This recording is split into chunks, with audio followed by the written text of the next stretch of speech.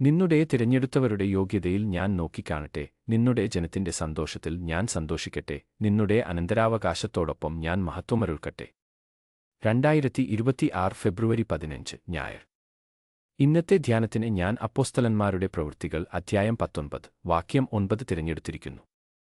ചിലർ കടുത്തവരായി അവിശ്വാസത്തിൽ തുടർന്നു സഭയ്ക്കു മുന്നിൽ മാർഗ്ഗം എന്നതിനെക്കുറിച്ച് തെറ്റായി സംസാരിച്ചപ്പോൾ അവരിൽ നിന്ന് വിട്ടുപോയി ശിഷ്യന്മാരെ കൂട്ടിക്കൊണ്ട് തിരന്നുസിന്റെ സഭാഗൃഹത്തിൽ ദിവസേനയായി വാദിച്ചു. സുപ്രഭാതം സുഹൃത്തുക്കളെ, നമ്മൾ സംസാരിക്കുകയോ സാക്ഷ്യം പറയുകയോ ചെയ്യുന്ന സ്ഥലത്തിന്റെ അന്തരീക്ഷം കൈപ്പാകുമ്പോൾ മുന്നോട്ടു പോകുന്നതാണ് നല്ലത്. ഈ വാക്യത്തിൽ നമ്മൾ ധ്യാനിക്കാം. ഈ ധ്യാനത്തിന്റെ വിഷയം മുന്നോട്ടു പോകുക. പൗലോസ് വിവിധ സ്ഥലങ്ങളിൽ നിന്ന് വിവിധ സ്ഥലങ്ങളിലേക്ക് സുവിശേഷം പ്രഘോഷിച്ചു പോയിരുന്നു. യേശു ക്രിസ്തുവിന്റെ പ്രേമവും പരിശുദ്ധാത്മാവിന്റെ ശക്തിയും അദ്ദേഹം തുടർന്നു പഠിപ്പിച്ചു. ഏഫെസുവിലെത്തിയ അദ്ദേഹം സിനഗോഗിലേക്ക് പ്രവേശിച്ച് ജനങ്ങളോട് വാദിച്ചു, ദൈവരാജ്യത്തെക്കുറിച്ച് അവരെ പറ്റിക്കാൻ ശ്രമിച്ചു. എന്നാൽ ചിലർ കടുത്തവരായി അവിശ്വാസത്തിൽ തുടർന്നു സഭയ്ക്കു മുന്നിൽ മാർഗ്ഗത്തെക്കുറിച്ച് തെറ്റായി സംസാരിച്ചു. അതുകൊണ്ട് അവരിൽ നിന്ന് അദ്ദേഹം വിട്ടുപോയി.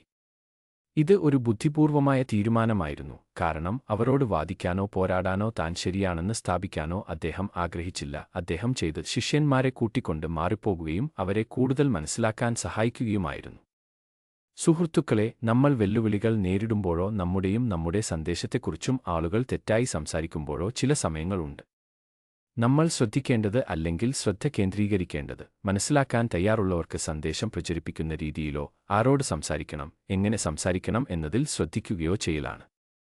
പലപ്പോഴും സുവിശേഷത്തിന്റെയും നമ്മുടെയും തെറ്റുകളെക്കുറിച്ച് മാത്രം സംസാരിക്കാൻ ആഗ്രഹിക്കാത്ത, കേൾക്കാൻ മടിക്കുന്ന ആരോടും ബലമായി മുന്നോട്ടു പോകുന്നത് സുവിശേഷം യഥാർത്ഥത്തിൽ മനസ്സിലാക്കുന്നതിനേക്കാൾ കൂടുതൽ വേദനയോ അസ്വസ്ഥതയോ സൃഷ്ടിക്കും.